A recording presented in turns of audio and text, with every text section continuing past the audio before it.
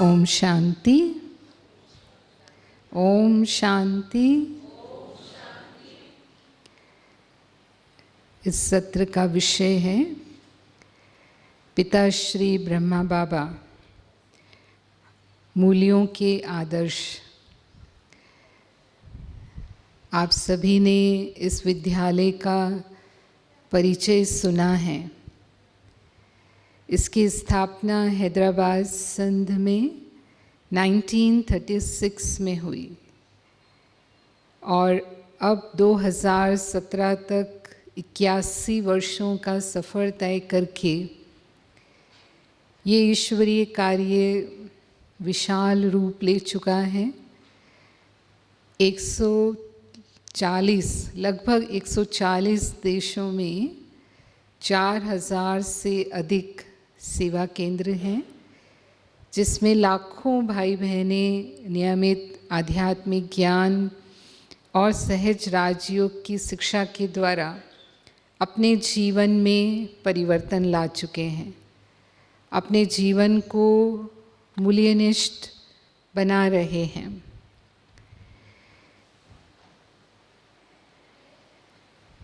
और इसका प्रारंभ हुआ जिसके लिए परमात्मा शिव ने प्रजापिता ब्रह्मा, जिनका लौकिक नाम दादा लेखराज था, उन्हें अपना माध्यम बनाया। दादा लेखराज हैदराबाद सिंध में हीरे जवाहरात के बहुत सुप्रसिद्ध व्यापारी थे। उनके उस समय के राजाओं महाराजाओं से व्यापारिक संबंध थे, क्योंकि हीरे जवाहरात जैसे रत्न हैं वो सब तो नहीं खरीदते हैं। और भारत में उस समय ब्रिटिश रूल था 1936 में, और अलग अलग स्टेट पर राजाएं राज्य किया करते थे। बहुत समाज में आपकी प्रतिष्ठा थी, बहुत मान था, क्योंकि ब्रह्मा बाबा यानी दादा लेखराज जो उस समय थे, उनका जीवन बहुत सात्विक था और बहुत ही शालीनता थी उनके व्यवहार में।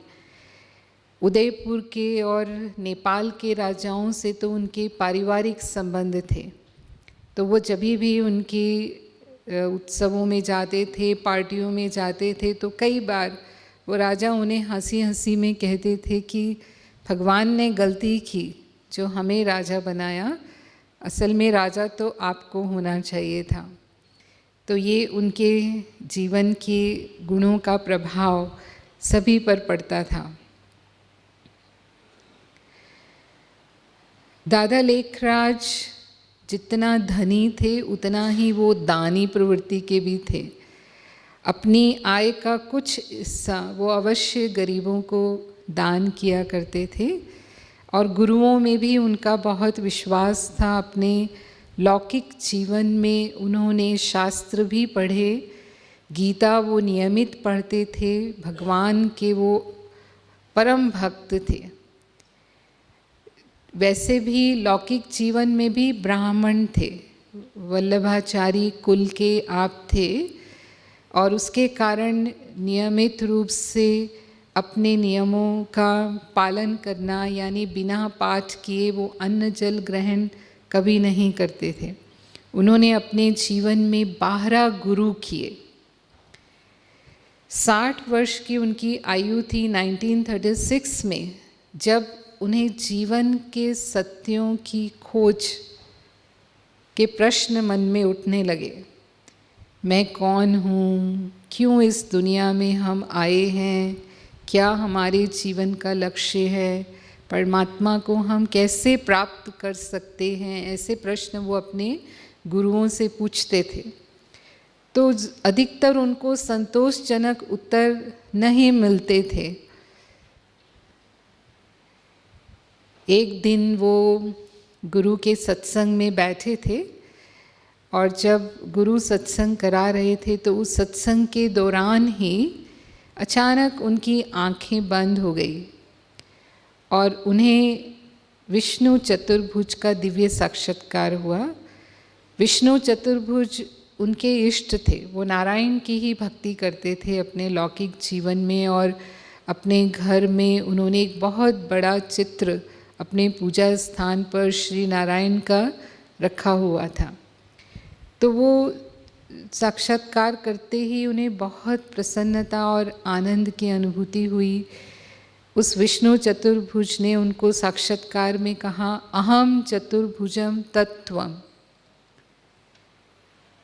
तो उन्होंने ये सुना, पर तत्त्वम उनको समझ में नहीं आया कि ये मुझे ऐसा क्यों कह रहे हैं कि मैं वही हूँ, मैं तो इनके चरणों का दास हूँ, मैं तो इनका भक्त हूँ, मैं ये कैसे हो सकता हूँ।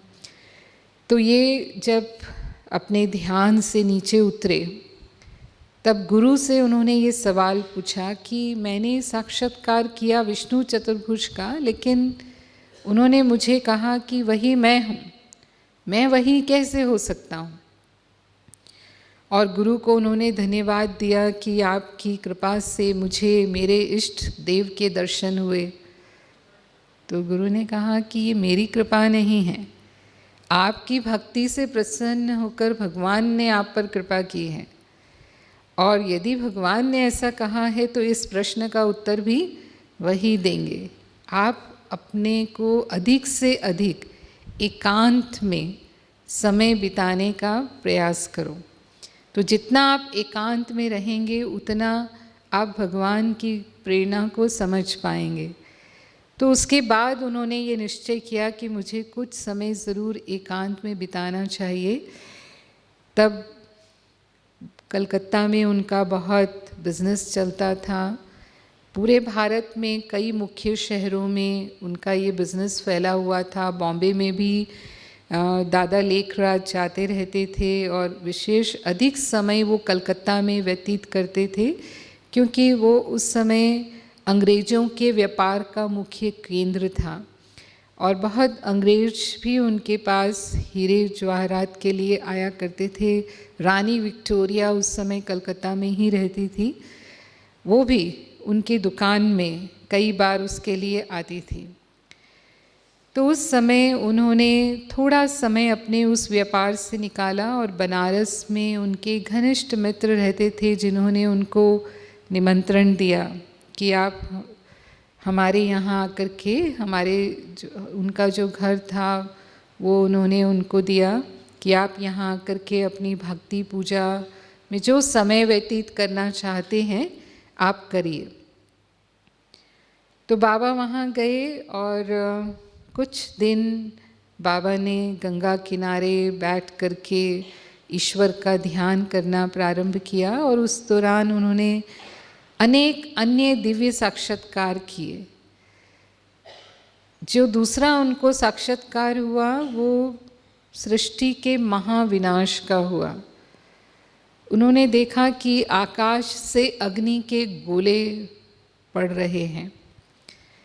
उस समय बॉम्ब्स नहीं बने थे इस विश्व में। 1945 में सेकेंड वर्ल्ड वॉर में पहली बार बॉम्ब्स का प्रयोग हुआ था, लेकिन उन्होंने 1936 में दिव्य साक्षात्कार में देखा कि ऐसे शस्त्र बने हैं इस संसार में जो आकाश से गिरेंगे और उससे इतनी अधिक अग्नि प्रकट होगी कि लाखों मनुष्य एक साथ भस्म हो जाएंगे।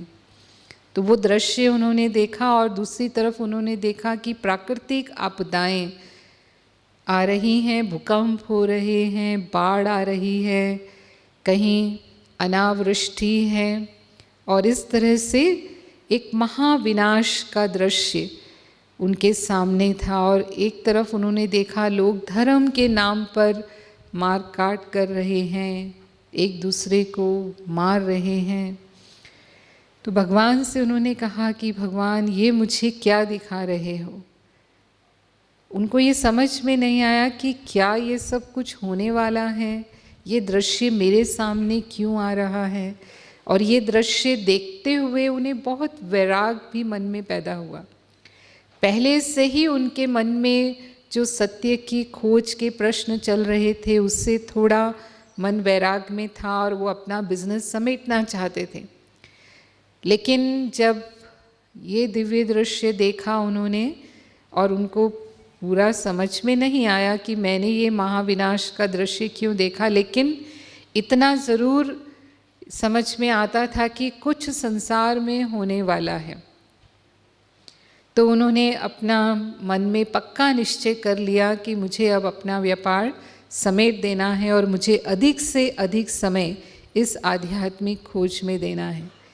फिर बाबा ने जब और ध्यान अपना जारी रखा तो उन्होंने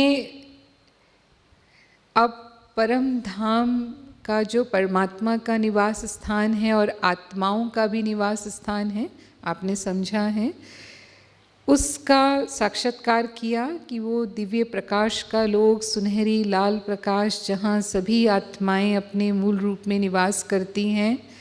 देखा वो आत्माएं इस सृष्टि पर उतर रही हैं और एक एक स्टार इस धरती पर जब उतरता है तो वो देवी देवताओं का रूप ले रहे हैं और ये बहुत सुंदर सुखमय शांतिमय सृष्टि जहाँ सभी संपन्न हैं, ऐसी एक दुनिया है।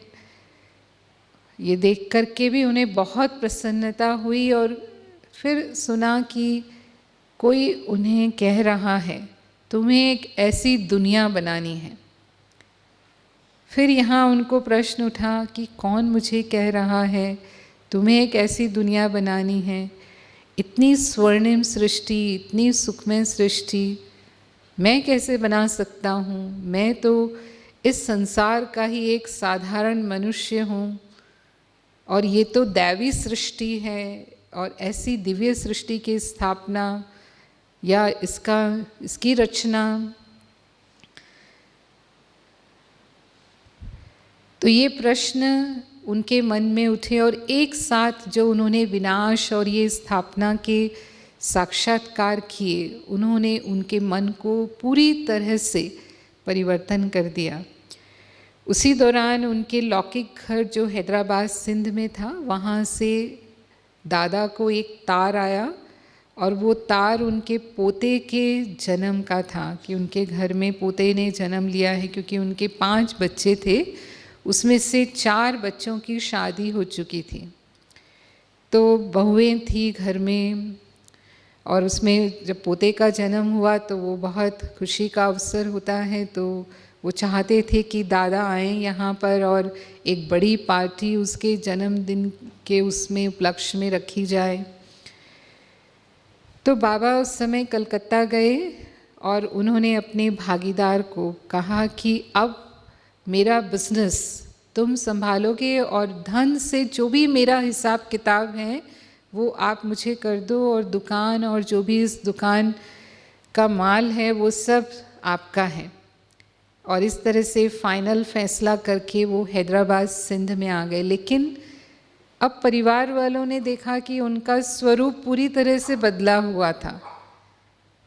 जो दादा को वो पहले देखते थे, वो जितना उमंग से पारिवारिक उत्सवों में भाग लेते थे, एक एक कार्य में रुचि लेते थे, अब दादा बहुत उपराम थे और एकांत में रहना ही उनको पसंद था। वो बहुत अधिक समय अपने कमरे में व्यतीत करते थे, अधिक बातचीत भी नहीं कर रहे थे किसी से। तो वो पार्टी तो हुई और हमेशा जो पार्टियां भी बाबा करते थे वो पार्टियां, उसमें कभी भी नॉन वेज और शराब, हालांकि वो उच्च कोटि के व्यापारी थे और उच्च प्रतिष्ठित वर्ग से ही उनका पूरा संबंध था, लेकिन फिर भी कभी भी उनकी पार्टियों में इस प्रकार का भोजन परोसा नहीं जाता था। हालांकि कई बार उनको कहते भी थे कि दादा आपके यहाँ की पार्टी तो बहुत फीकी रही। तो बाबा हमेशा उनको कहते थे कि मैं अपने धर्म के पालन में विश्वास रखता हूँ। तो इस तरह से पार्टियाँ हमेशा सात्विक स्तर की ही उनकी रहती थी। उसी दिन सायंकाल के समय जब बाबा अपने कमरे में बैठे थे तो प्रथम बार उनको परमात्मा शिव का साक्षात्कार हुआ और उन्होंने ये महसूस किया कि परमात्मा की उनके तन में प्रवेशता हुई। एक लाइट और एक माइट ने उनके शरीर में प्रवेश किया और उनके मुख से कुछ शब्द निकले। उनके परिवार वाले उस समय उनके आसपास ही थे और उन्होंने देखा कि बाबा के मुख पर बहुत अलौकिक आभा है। जो हम रोज़ दादा का स्वरूप देखते हैं वो स्वरूप नहीं है। एक तेजोमय मुखमंडल है उनका और जो शब्द उनके मुख से उस समय उच्चारण हो रहे थे वो थे निजानंद स्वरूपम शिवोहम शिवोहम, ज्ञान स्वरूपम शिवोहम शिवोहम, प्रकाश स्वरूपम शिवोहम शिवोहम। मैं सदा आनंद रूप परमात्मा शिव हूँ, ज्ञान स्वरूप परमात्मा शिव हूँ, प्रकाश स्वरूप परमात्मा शिव हूँ, शक्ति स्वरूप परमात्मा शिव हूँ। इस रूप में परमात्मा शिव ने अपना परिचय उनके द्वारा दिया। और जब वो अपने स्वरूप में वापस आए तो परिवार वालों ने पूछा उनको कि बाबा आप क्या अनुभव कर रहे थे? आपका वो स्वरूप नहीं था जो हम प्रतिदिन अनुभव करते हैं। कोई अलौकिकता, दिव्यता आपसे दिखाई दे रही थी और शिव ने आपके द्वारा, शिव का हमें परिचय मिला। तब बाबा ने उनको बताया कि मैंने भी ऐसा महसूस किया कि कोई महान शक्ति ने मुझ में प्रवेश किया है और अब मैं महसूस कर रहा हूँ कि ऐसा कोई महान कार्य वो शक्ति मेरे द्वारा कराने वाली है और उसके लिए उसने मुझे ये नया अलौकिक जन्म दिया है।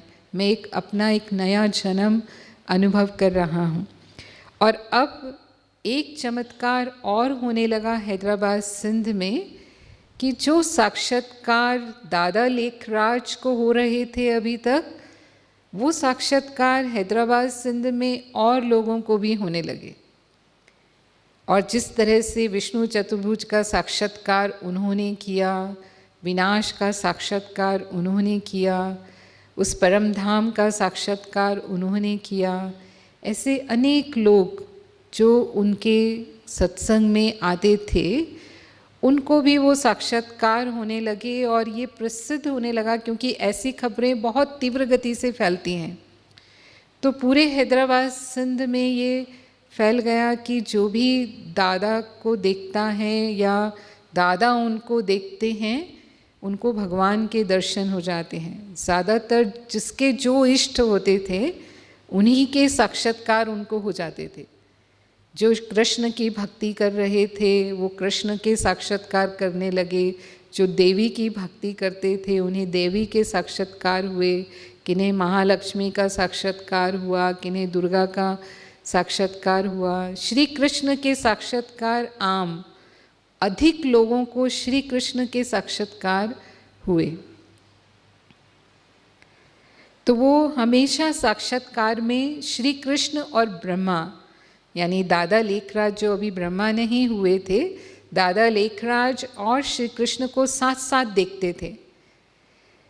और उनको ऐसा इशारा मिलता था कि यदि आपको श्री कृष्ण से मिलना है तो आप इनके पास जाइए। और उस समय राधे नाम की एक कुमारी जो 16 वर्ष की आयु की थी, जिनके पिताजी ने शरीर छोड़ा था। उनके पिताजी बॉम्बे में व्यापार करते थे और वो बॉम्बे में कॉन्वेंट स्कूल में पढ़ रही थी, लेकिन व्यापार में कुछ ऐसा घाटा हुआ कि उनको सदमा हुआ और युवावस्था में ही उनके पिता ने शरीर छोड़ दिया।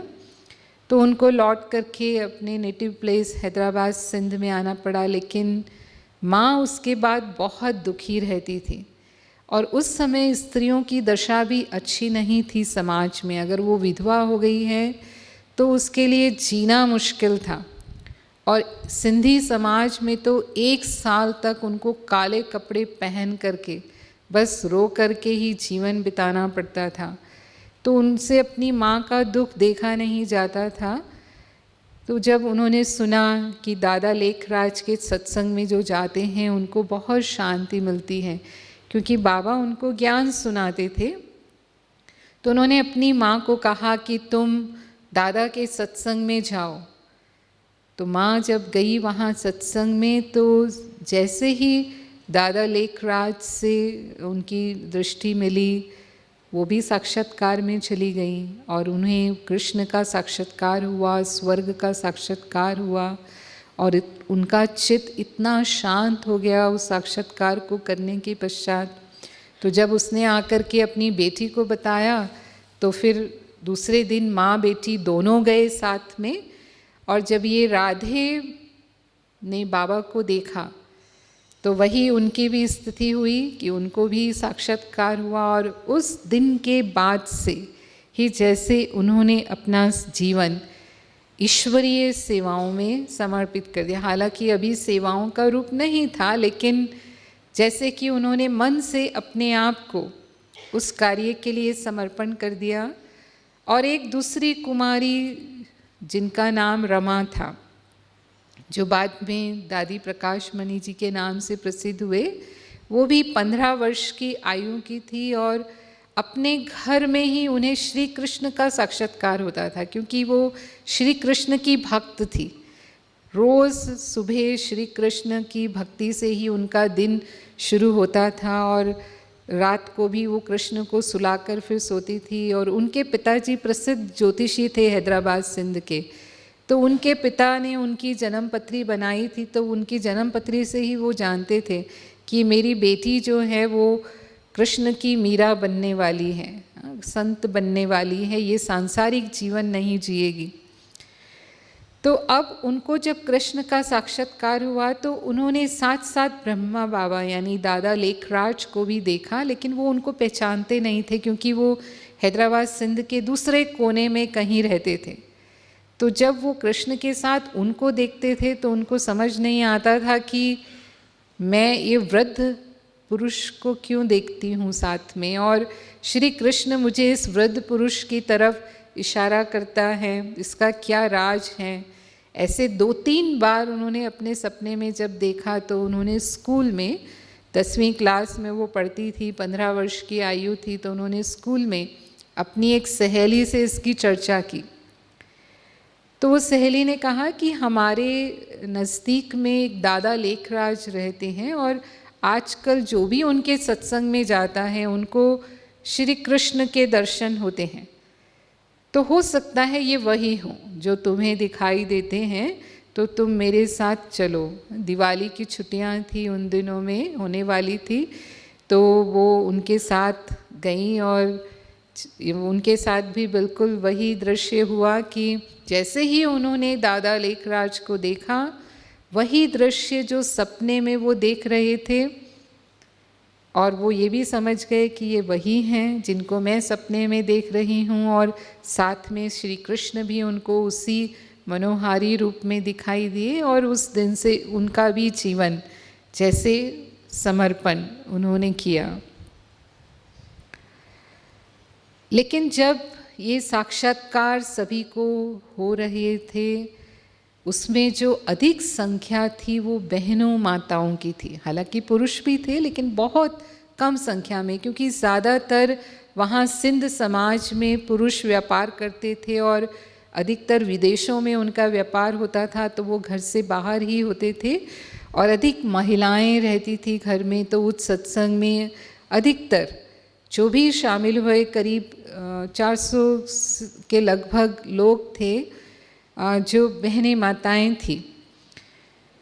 तो अब जब उनको पता चला, वो पुरुष जब लौट कर आने लगे कि घर की महिलाएं जो हैं वो ऐसे सत्संग में जाती हैं और शुद्ध सात्विक भोजन करने लगे हैं और एक पवित्रता का नियम भी परमात्मा ने दिया सभी को, तो वो नियम भी जब लागू हुआ तो विरोध होने लगा समाज में। और उनको विश्वास नहीं हो रहा था कि ये हीरे जवाहरात के व्यापारी, ये दादा कहाँ गुरु बन गए, और सिर्फ गुरु भी नहीं, ऐसे पहुँचे हुए गुरु कि इनके द्वारा सबको भगवान के दर्शन होने लगे हैं।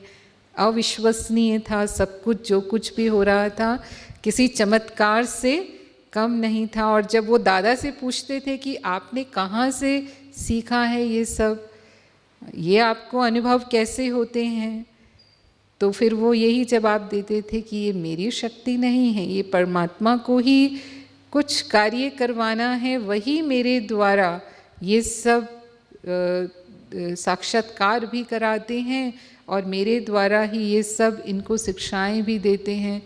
अब बाबा जो सत्संग करते थे वो गीता हाथ में लेते थे,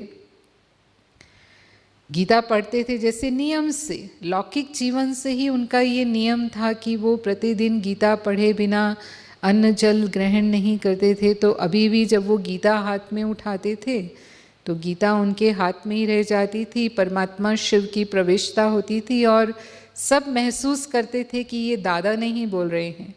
अब जिस दिव्य शक्ति ने प्रवेश किया है वो ज्ञान हम सुन रहे हैं। और जो आत्मा का ज्ञान वो सुनते थे उस आत्मिक स्थिति को अनुभव करने लगते थे। आपने जो आत्मा का ज्ञान सुना वो आत्मा का ज्ञान उनको उस स्थिति में ले जाता था, ध्यान में वो चले जाते थे और अपनी आत्मिक स्थिति को महसूस करते थे। तो लेकिन जब पुरुषों को इस बात से कहेंगे कि सहमति नहीं हुई तो फिर समाज में विरोध के स्वर उठने लग गए और दादा के प्रति कई ऐसी बातें जो बहुत अपमानजनक थी वो समाज में फैलने लगी। वो इतने प्रतिष्ठित थे कि अपने लौकिक जीवन में एक भी ऐसा शब्द उन्होंने कभी भी नहीं सुना था। लेकिन जब परमात्मा शिव की प्रवेशता हुई और परमात्मा ने इस ईश्वरीय कार्य का प्रारंभ किया तो सबसे अधिक गालियाँ और अपमान के शब्द भी उन्हें सुनने पड़े।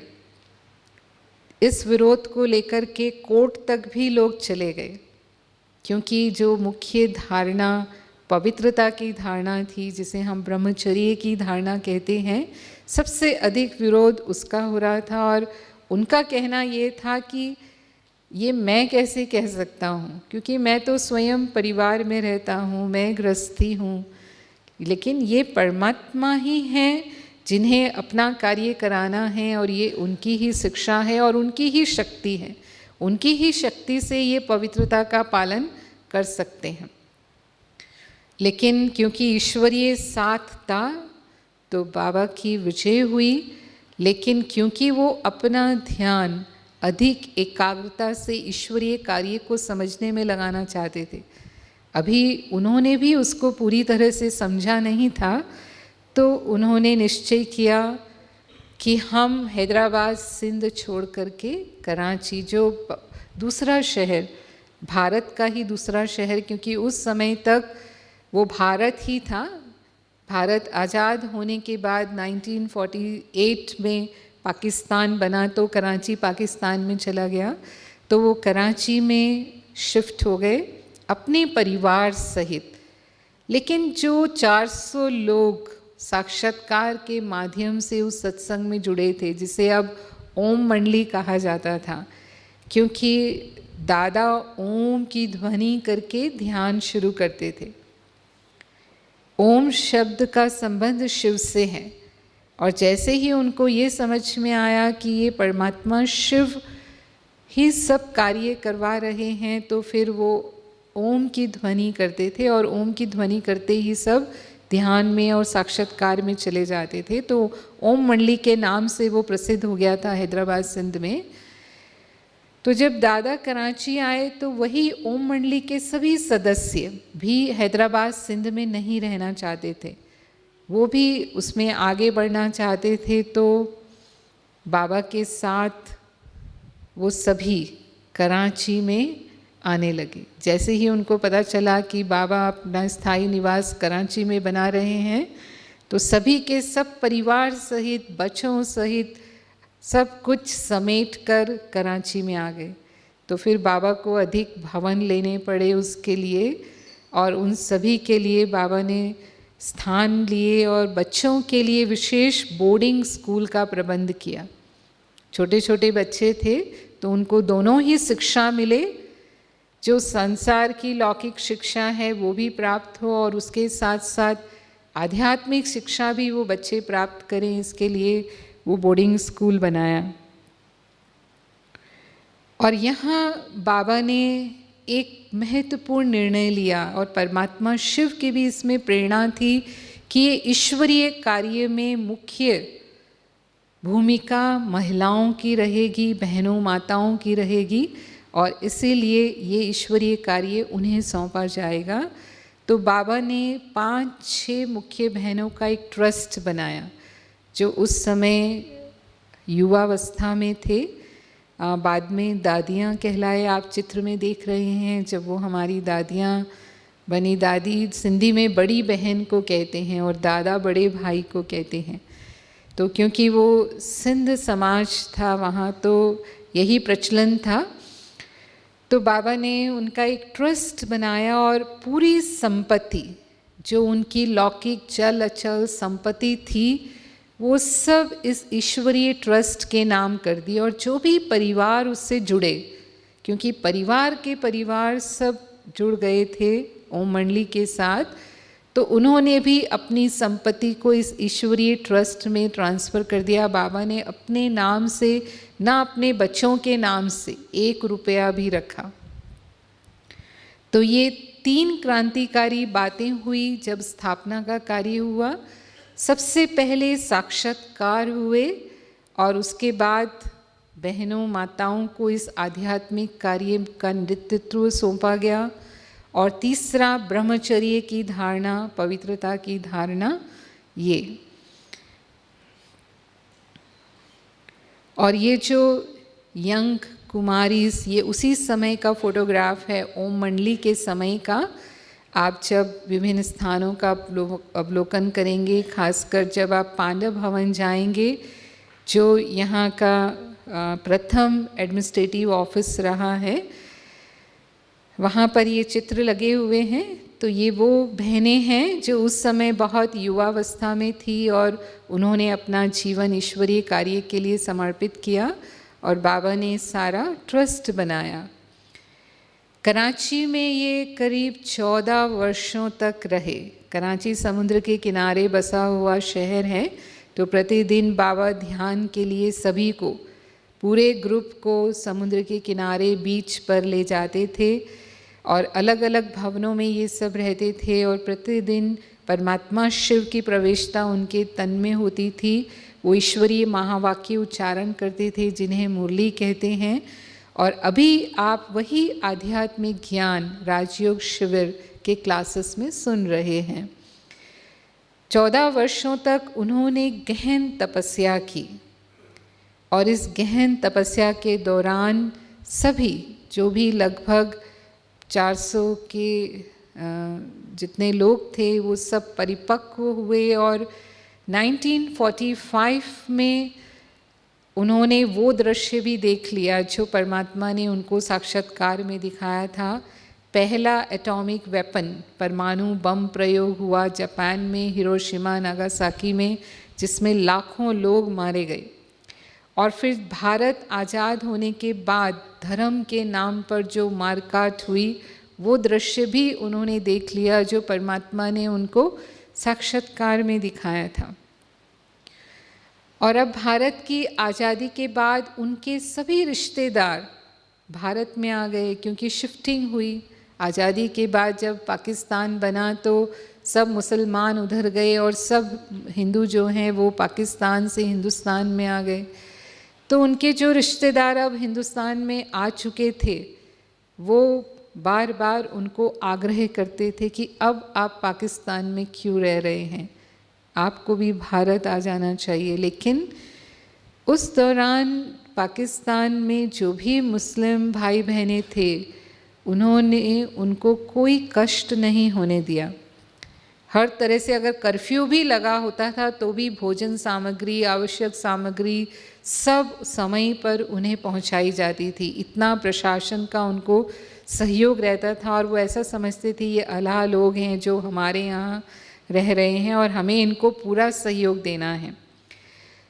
लेकिन परमात्मा शिव के द्वारा जो साक्षात्कार होते थे उसमें जो संदेशी बहनें थी, उनमें संदेश मिला कि अब कराची छोड़ कर के भारत में जाना है और किसी पहाड़ी स्थान पर जाना है, किसी पहाड़ी स्थान पर जहाँ राजाओं के भी स्थान हैं, वहाँ जाकर के इस ईश्वरीय कार्य को आगे बढ़ाना है। तो फिर तलाश शुरू हुई। तो कराची के सबसे नज़दीक जो पहला पहाड़ी स्थान है वो माउंट आबू है। अगर आप माउंट आबू में सबसे ऊंचा गुरु शिखर है, जब आप आबू दर्शन के लिए जाएंगे तो गुरु शिखर से 100 किलोमीटर दूर जो शहर बताते हैं वो कराची बताते हैं, क्योंकि ये वेस्टर्न बॉर्डर पर है, तो यहाँ से पाकिस्तान बहुत दूर नहीं है। तो जब ये स्थान की तलाश की गई और जब माउंट आबू जो राजस्थान का एकमात्र पहाड़ी स्थल है, तो पता चला कि विभिन्न राजाएं, क्योंकि उस समय राजाओं का राज्य था, तो अलग अलग जो स्टेट्स के राजा थे उन्होंने अपने अपने पैलेसेस यहाँ बनाए हुए थे। तो ग्रीष्म ऋतु में अवकाश के लिए वो यहाँ अपने महलों में आकर उन्होंने पैलेस ही नाम दिया है। यहाँ पर बीकानेर पैलेस है, जयपुर पैलेस है, अलवर पैलेस है, भरतपुर राजा की कोठी, ऐसे अलग अलग राजाओं के स्थान यहाँ अभी भी हैं जो अब होटल्स या स्कूल्स का रूप ले चुके हैं। तो कराची से निश्चय किया गया कि माउंट आबू में शिफ्ट होंगे, तो वहाँ की गवर्नमेंट ने उनको सहयोग दिया। तो ये आप जो चित्र देख रहे हैं वो वही तैयारी हैं।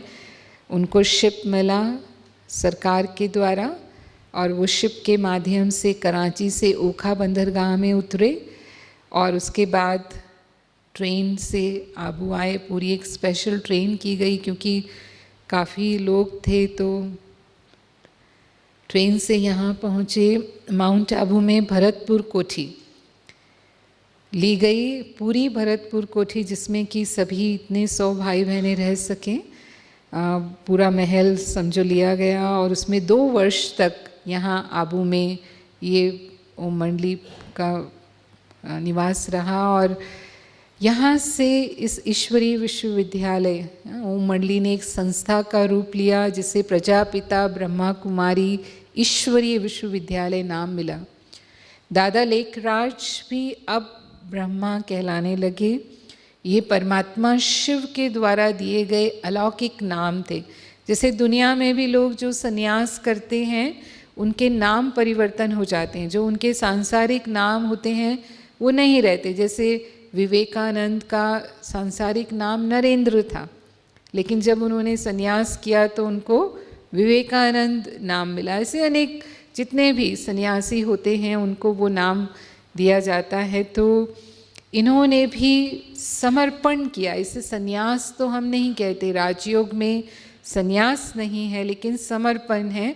तो ईश्वरीय कार्य हेतु जो समर्पण किया उसके लिए परमात्मा शिव ने इन्हें ये अलौकिक नाम प्रदान किए और दादा लेखराज को प्रजापिता नाम मिला। और वो जो राधे कुमारी आई थी उनके द्वारा सभी को लक्ष्मी का साक्षात्कार होता था। तो वो समझ में आया कि उनका जो भविष्य स्वरूप है वो लक्ष्मी स्वरूप है, और जो ब्रह्मा बाबा के द्वारा विष्णु का साक्षात्कार होता था, कृष्ण का साक्षात्कार होता था, इनका भविष्य स्वरूप वो श्री कृष्ण का स्वरूप होने वाला है। तो फर्स्ट एडमिनिस्ट्रेटिव हेड इस ईश्वरीय विश्वविद्यालय की मातेश्वरी बनी, जिन्हें जगदम्बा सरस्वती नाम दिया गया। उनका लौकिक में भी राधे नाम था और बाद में भी वो राधे कहलाते थे, लेकिन फिर उन्हें मम्मा कहते थे।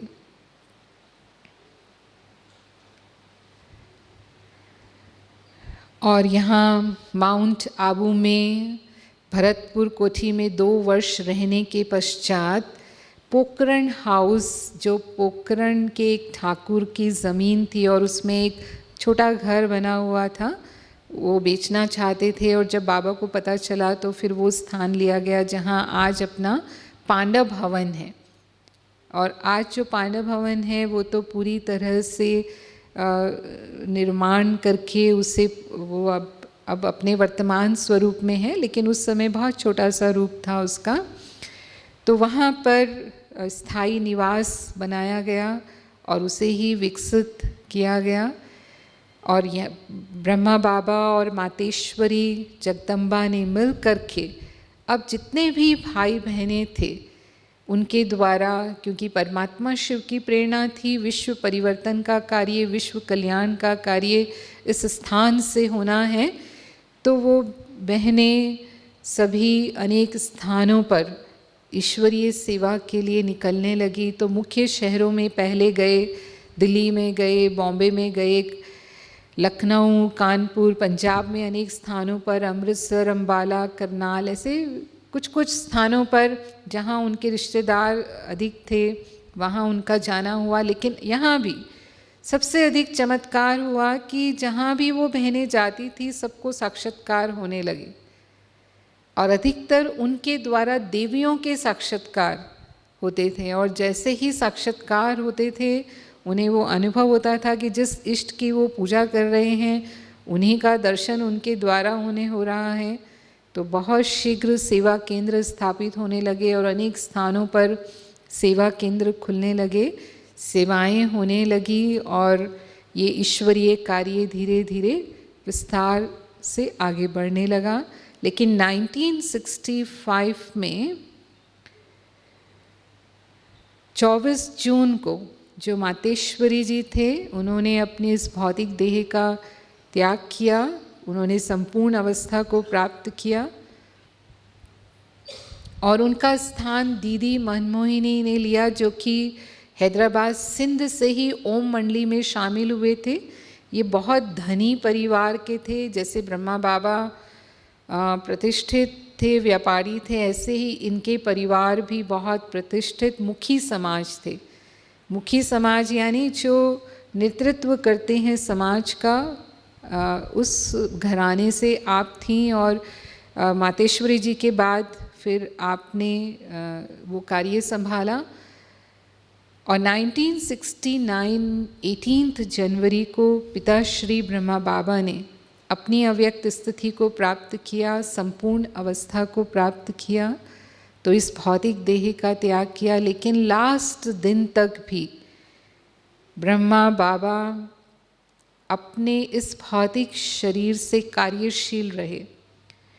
रात्रि 8 बजे आपने ज्ञान का क्लास कराया। नियम था सुबह एक प्रातः क्लास होता था और एक रात्रि क्लास होता था। रात्रि क्लास में गुड नाइट करके ही फिर उसके बाद रात्रि विश्राम के लिए सभी जाते थे। तो उस दिन प्रातः क्लास बाबा नहीं करा पाए थे, थोड़ा सा शारीरिक कमज़ोरी वो महसूस कर रहे थे। उनकी 93 वर्ष की आयु थी। 93 वर्ष की आयु में भी वो बिल्कुल सीधा बैठते थे और प्रतिदिन जो भी दैनिक कार्य होते थे वो बाबा करते थे, क्लास भी करते थे, सारे दिन भर की सेवाओं को भी देखते थे। उन दिनों पत्रों का आदान प्रदान होता था, आज की तरह ईमेल, फैक्स और मैसेजेस वगैरह नहीं हुआ करते थे। तो प्रतिदिन बाबा पत्र भी लिखते थे। वो सब बाबा के स्थान पांडव भवन में आप देखेंगे कहाँ बैठ करके वो अपने ये सारे कार्य करते थे।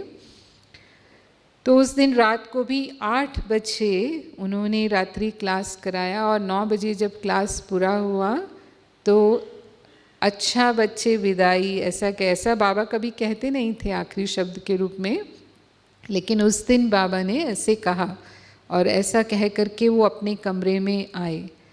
और जब कमरे में आए तो उन दिनों दादी प्रकाश मणि जी जिसका हमने बताया रामा कुमारी के रूप में वो आई और फिर समर्पित हो गई।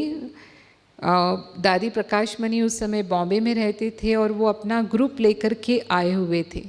तो बाबा ने उनको खास रोक दिया था कि बाबा बच्ची कहते थे कि बच्ची कुछ दिन और रुको, फिर बाबा जब कहेगा तब जाना। तो उस समय वो वहीं थे और जब देखा कि बाबा रात्रि क्लास के बाद कमरे में गए हैं तो वो उनके पीछे पीछे गए और बाबा बिस्तर पर बैठे हुए थे, आंखें आधी लगभग जैसे बंद थी और उन्होंने आवाज़ लगाई बाबा, तो उन्होंने आंखें खोली और अपना हाथ ऐसे किया उनकी तरफ। तो दादी जी ने उनका हाथ पकड़ लिया और जैसे ही हाथ पकड़ा और वो जैसे आत्मा इस तन से उड़ गई, तो उन्होंने महसूस किया कि हाथ जैसे ढीला पड़ गया, पर उनको ये समझ में नहीं आया कि बाबा नहीं रहे अभी। तो उनको लगा कि कुछ कमज़ोरी है बाबा को, तो उन्होंने उनको बिस्तर पर लिटा दिया और फिर आवाज़ लगाई तो वो उठ नहीं रहे थे। तो फिर डॉक्टर को बुलाया गया, तो डॉक्टर ने देखा तो डॉक्टर ने कहा कि ये तो अपने देह त्याग कर चुके हैं। लेकिन इतनी शक्ति उनको मिल गई, जो बाबा ने हाथ पकड़ा उनका, जैसे कि अपनी सारी शक्तियाँ बाबा ने उनको, दादी जी को ट्रांसफ़र कर दी उस क्षण में। तो उनको जरा भी ये एकदम दुख हो जाए या रोना आ जाए या क्या कुछ अनहोनी घट गई, अब क्या होगा, कैसे होगा, मन में संशय आ जाए या प्रश्न उठ जाए, ऐसा कुछ भी नहीं हुआ उनको। और उन्होंने तुरंत जितने भी स्थान थे जहाँ सेवा केंद्र थे, जहाँ भाई बहनें थे, वहाँ पर उन्होंने फ़ोन करके उन सबको सूचित करना शुरू किया कि अब ऐसा हुआ है और सभी को यहाँ पर मधुबन कहते हैं, मधुबन पहुँचना है। और 21 जनवरी 1969 को उनका अंतिम संस्कार किया गया। और वो स्थान जहाँ बाबा का अंतिम संस्कार किया गया वो शांति स्तंभ कहलाता है।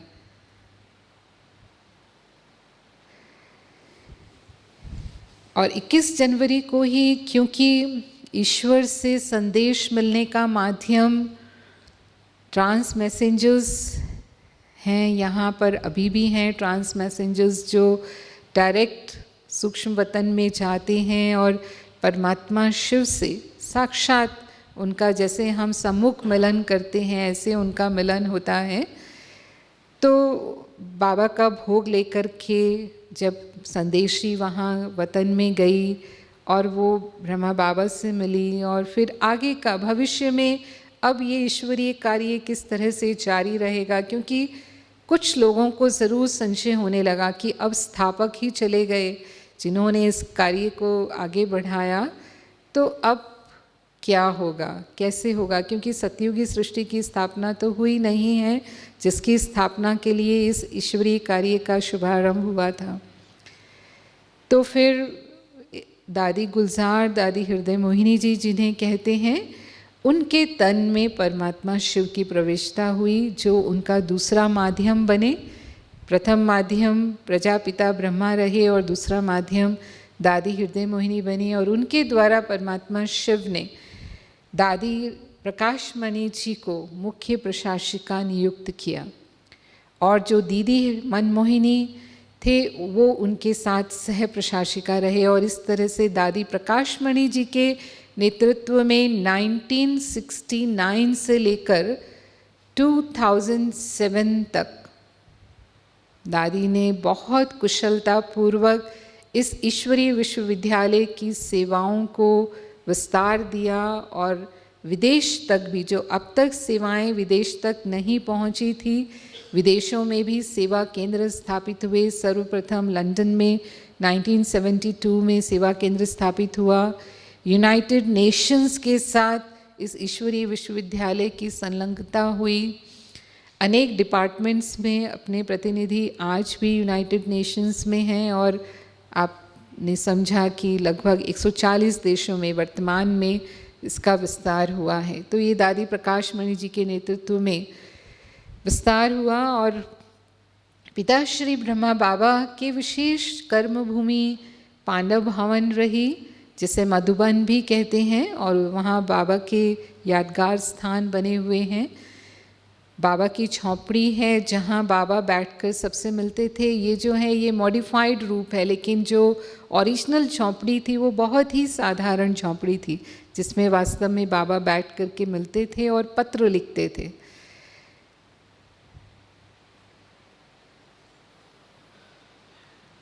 और ये हिस्ट्री हॉल है जहाँ पर प्रतिदिन बैठकर बाबा मुरली चलाते थे, जो ईश्वरीय महावाक्य डायरेक्ट परमात्मा शिव के महावाक्य हैं, जहाँ परमात्मा शिव की उनके तन में प्रवेशता होती थी।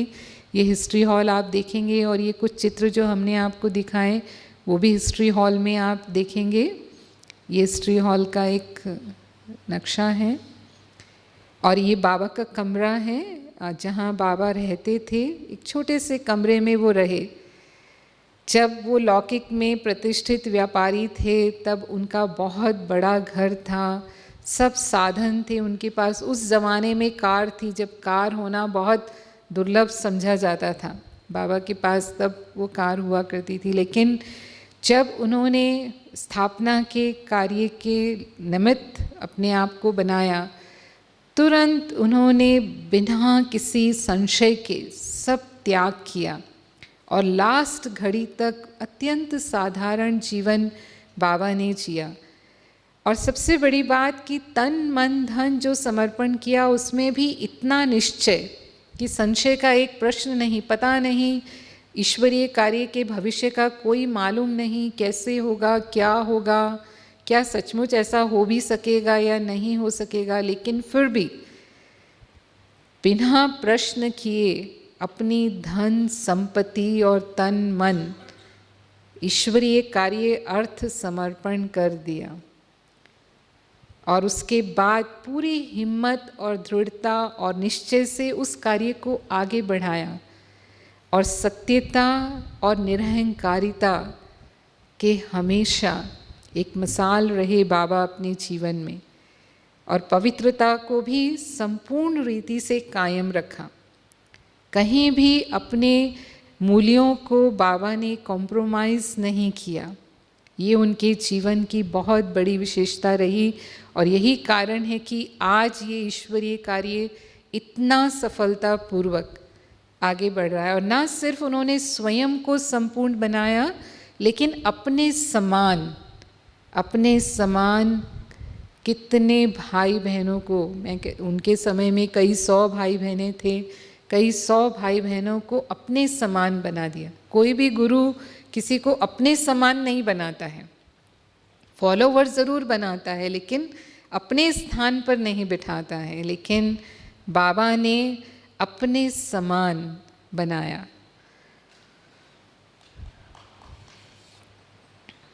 ये पिताश्री जी का स्मृति स्थल है जो आप देखेंगे जब आप पांडव भवन जाएंगे। यहाँ ही उनका अंतिम संस्कार किया गया था। खास प्रशासन से आज्ञा लेकर के इसी स्थान पर अंतिम संस्कार करके ये स्मृति स्थल बनाया हुआ है, जिसे शांति स्तंभ, ज्ञान स्तंभ, पवित्रता स्तंभ और शक्ति स्तंभ कहते हैं।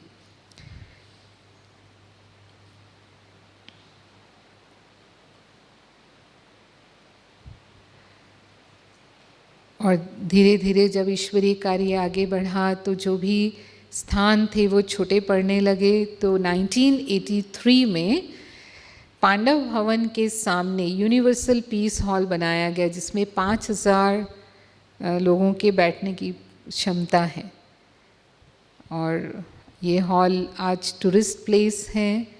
पूरे माउंट आबू में जितने भी टूरिस्ट आते हैं वो इस हॉल का अवलोकन अवश्य करते हैं। और ऐसे ही नीचे शांतिवन जब बना तब ये ज्ञान सरोवर में तो आप बैठे ही हैं। ये सब विस्तार, जैसे जैसे विस्तार होता गया सेवाओं का, वैसे वैसे ये कॉम्प्लेक्स बनते गए। और अब नीचे शांतिवन में सबसे बड़ा हॉल डायमंड हॉल है, जहाँ 20,000 लोगों के बैठने की क्षमता है और वो एशिया का 5वां नंबर सबसे बड़ा हॉल है। आप शांतिवन का जब अवलोकन करेंगे तो इस हॉल को भी आप देखेंगे। आप देख रहे हैं ये हॉल के भीतरी दृश्य है जहाँ सब भाई बहनें बैठे हैं। उस हॉल में पूरे वर्ष अभी कार्यक्रम चलते हैं। हर हफ्ते में एक नया ग्रुप आता है। दादी प्रकाश मणि जी का 25 अगस्त 2007 में उन्होंने अपनी अव्यक्त स्थिति को प्राप्त किया। उनकी याद में प्रकाश स्तंभ शांतिवन में बनाया गया है। जैसे ब्रह्मा बाबा की स्मृति में शांति स्तंभ पांडव भवन में बना हुआ है, दादी जी का भी अंतिम संस्कार वहीं किया गया। और वर्तमान में दादी जानकी जी एडमिनिस्ट्रेटिव हेड हैं, जो आपसे शायद मिले भी हैं। दादी जी आए थे उद्घाटन कार्यक्रम में। तो 102 वर्ष की आयु में भी आज दादी जी सक्रिय हैं और अपनी सेवाएं दे रहे हैं। ये ईश्वरीय शक्ति की कमाल है। और इस तरह से आज लाखों करोड़ों भाई बहनों तक ये जागृति, ईश्वरीय जागृति, आध्यात्मिक जागृति की जा रही है। और इस समाज को मूल्यनिष्ठ समाज हम बना पाएँ, इस विश्व को बेहतर विश्व बनाएं, इस विश्व को सुखमय संसार बनाएं, ताकि फिर से इस सृष्टि पर हम सतयुगी दुनिया की स्थापना कर सकें। इसका पूरा सफ़र आपने देखा, कैसे ब्रह्मा बाबा ने माध्यम बनकर इसकी स्थापना की और इस कार्य को आगे बढ़ाया। और ना सिर्फ स्वयं लेकिन अपने समान अनेकों को बनाकर आज भी अव्यक्त रूप में वो इस विद्यालय के कार्य का संचालन कर रहे हैं, जिसे हम उनकी एंजेलिक फॉर्म या फरिश्ता स्वरूप कहते हैं। तो इन्हीं शब्दों के साथ मैं वाणी को विराम देती हूँ। ओम शांति।